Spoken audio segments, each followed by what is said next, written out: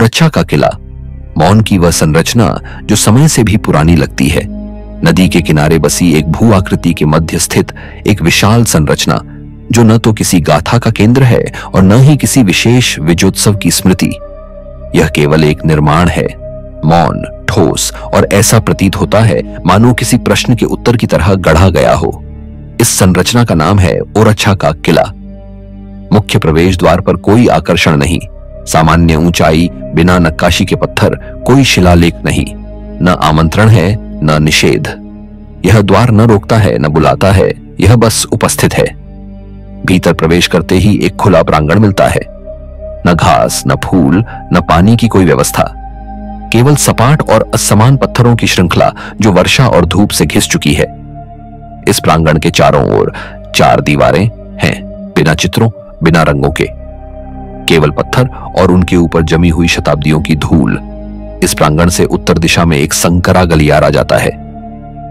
लगभग 30 कदम लंबा यह मार्ग एक सीधी दीवार के बीच चलता है। गलियारे की दीवारें समकोण पर खड़ी हैं, किंतु उन पर कोई स्थापत्य अलंकरण नहीं है। इन दीवारों की ऊंचाई ऐसी है कि आसमान की झलक भी सीमित हो जाती है। गलियारे के अंत में एक छोटा सा वर्गाकार कक्ष आता है। यह कक्ष पूरी तरह बंद है, केवल एक प्रवेश द्वार है। भीतर कोई खिड़की नहीं, कोई रोशनदान नहीं। दीवारें भीतर से भी वैसी ही हैं जैसी बाहर से, रूखी, असमान और नीरव। छत थोड़ी झुकी हुई प्रतीत होती है, जैसे उसे किसी समय बलपूर्वक समतल किया गया हो। इस कक्ष के बाहर एक पतली सीढ़ी ऊपर की ओर जाती है। यह सीढ़ी किसी भी प्रकार की सुरक्षा व्यवस्था से रहित है। हर सीढ़ी की ऊंचाई थोड़ी अलग है और हर अगला कदम पिछले से असहज।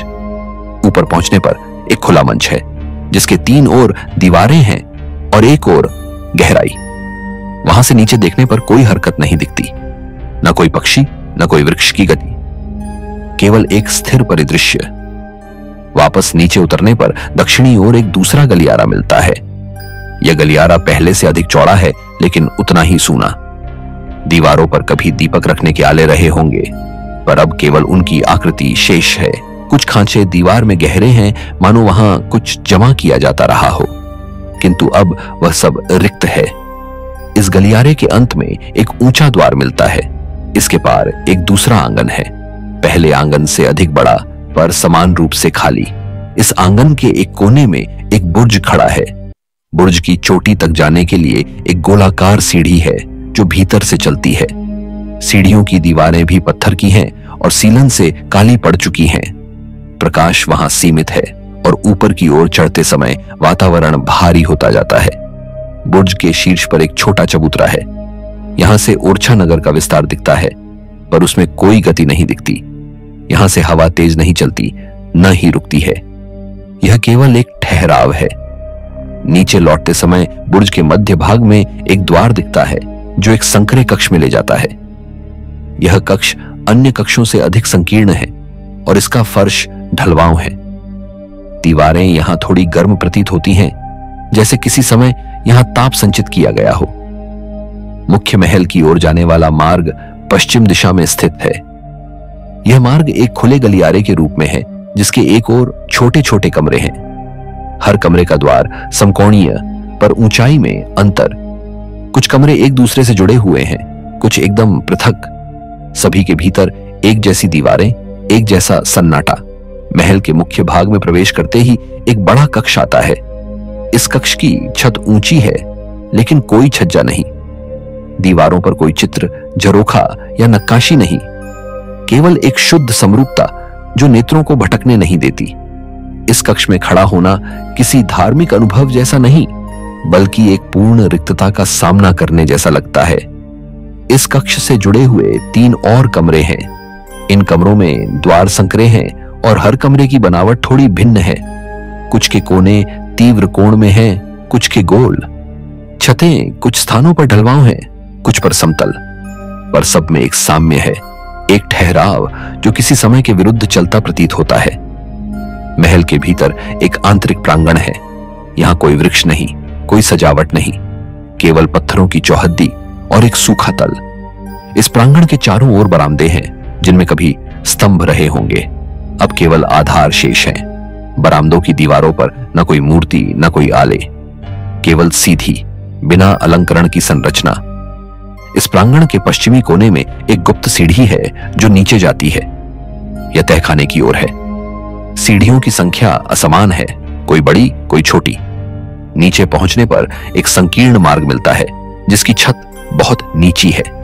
यह मार्ग लगभग 20 कदम लंबा है और अंत में एक चौड़ा कक्ष खुलता है। इस कक्ष में न कोई द्वार है न खिड़की, केवल 4 दीवारें और एक भारी पत्थरीली छत। इस कक्ष की दीवारों का रंग सामान्य से गहरा है और यहाँ की हवा अन्य भागों की तुलना में अधिक ठंडी। कोई ध्वनि यहाँ प्रतिध्वनित नहीं होती। एक बार कुछ कहा जाए तो वह वहीं समाप्त हो जाता है। यहां से ऊपर लौटते समय एक और सीढ़ी मिलती है जो सीधे मुख्य बुर्ज के नीचे के एक तल पर खुलती है। यह एक संयोग नहीं लगता बल्कि पूर्व निर्धारित योजना का भाग प्रतीत होता है। उस तल पर 2 छोटे कमरे हैं। एक के भीतर एक पतला जल निकासी मार्ग है और दूसरे में फर्श का केंद्र थोड़ा धंसा हुआ है। ओरछा किले का पूरा परिसर एक गोल घेरे की तरह नहीं बल्कि असममित ज्यामिति की भांति फैला हुआ है। कोई सीधी रेखा नहीं, कोई स्पष्ट केंद्र नहीं। हर हिस्सा अन्य से जुड़ा हुआ है परंतु सीधे नहीं। हर मार्ग एक संदेह छोड़ता है। यह किस दिशा में ले जाएगा यह अनुमानित नहीं किया जा सकता। यह किला कोई भव्यता नहीं प्रदर्शित करता। यहां कोई ऐश्वर्य का प्रदर्शन नहीं, कोई शक्ति का घमंड नहीं। यह केवल मौन है, पर ऐसा मौन नहीं जो अस्थाई हो। यह स्थायी है, जैसे पत्थरों में समा गया हो। यह मौन दीवारों पर है, जमीन पर है, सीढ़ियों में है और सबसे अधिक वहां की हवा में है। इस किले में कोई कहानी नहीं है, कोई पात्र नहीं है, कोई संवाद नहीं है और शायद यही इसकी विशेषता है। यह किला एक रिक्तता है, पूर्ण, भारी और अव्याख्येय। यह ओरछा का किला है, एक स्थान नहीं, एक स्थिति, एक भावना नहीं, एक अनुभव, एक संरचना नहीं, एक प्रतीक जिसका अर्थ न व्याख्यायित है न व्याख्या योग्य। इस प्रतीक की व्याख्या करना संभव नहीं, लेकिन यहां ठहरकर उसका स्पर्श लेना संभव है। यहां कोई प्रयोजन नहीं, फिर भी उपस्थिति है। किला न देखता है न सुनता है, परंतु महसूस करता है। यहां खड़े रहना मौन के भार को महसूस करने जैसा है। किले के दक्षिणी भाग में एक और दीवार है जो ऊंचाई में सबसे अलग है। इस दीवार की मोटाई अन्य दीवारों से अधिक है। उसमें 2 स्तरों पर पतले झरोखे बने हैं जिनका कोई सीधा उद्देश्य नहीं दिखता। झरोखों से देखने पर सामने सिर्फ पत्थर की दीवारें हैं। यह दृश्य न रमणीय है न भयानक, यह केवल मौन है। इन झरोखों से झांकते हुए समय के बाहर झांकने जैसा अनुभव होता है, जैसे इन दीवारों ने बहुत कुछ देखा है पर कहने की अनुमति नहीं है। यह किला केवल पत्थरों का ढेर नहीं बल्कि एक स्थिर प्रतीक्षा है जिसे शब्द नहीं चाहिए, बस मौन चाहिए। इस मौन प्रतीक्षा के भीतर एक आंतरिक परत और है जो किले के सबसे भीतरी गलियारों में छिपी हुई है। उन गलियारों तक पहुंचने का मार्ग न तो प्रमुख द्वारों से जुड़ा है और न ही सामान्य विजिटर मार्गों से। वे गलियारे ऐसे लगते हैं मानो कभी बनाए ही नहीं गए हों, बल्कि समय के साथ स्वयं निर्मित हो गए हों, जैसे दीवारों ने आपस में स्थान छोड़ा और वे मार्ग बन गए। इन गलियारों की ऊंचाई कभी कभी इतनी कम हो जाती है कि चलते चलते सिर झुकाना अनिवार्य हो जाता है और उनकी चौड़ाई उतनी ही संकीर्ण कि दोनों दीवारें कंधों को छूने लगती हैं। इन रास्तों पर चलते हुए ध्वनि अपने सबसे गहरे रूप में बदल जाती है। न कोई गूंज न कोई स्पर्श, केवल एक शून्य जो यात्रा के हर कदम के साथ और सघन होता जाता है। इन आंतरिक मार्गों के बीच एक कक्ष है। आकार में कोई विशेष नहीं, पर उसकी दीवारों पर जमी हुई एक परत बाकी स्थानों से भिन्न है। यह न तो धूल है न सीलन, केवल समय है जमी हुई अवस्था में। इस कक्ष में स्थिर रहना कठिन नहीं है, पर वहां रुके रहना संभव नहीं। वहां कोई विकर्षण नहीं है, फिर भी मन वहां रुकने को तैयार नहीं होता। इन गलियारों से निकलते हुए यदि पश्चिमी दिशा में रुख किया जाए तो एक विस्तृत खुला भाग मिलता है। इसे आंगन नहीं कहा जा सकता क्योंकि इसकी सीमाएं परिभाषित नहीं हैं। यह एक निर्वाचित स्थान है, न पूरी तरह संरक्षित न पूरी तरह खुला। वहां से आकाश का दृश्य बहुत साफ दिखाई देता है, लेकिन जमीन पर दृष्टि टिकती नहीं। वहां कोई वस्तु नहीं, फिर भी दृष्टि वहां रुक नहीं पाती। उस क्षेत्र की एक दीवार पर एक अनगढ़ अधूरी बनी सीढ़ी है जो कहीं नहीं जाती।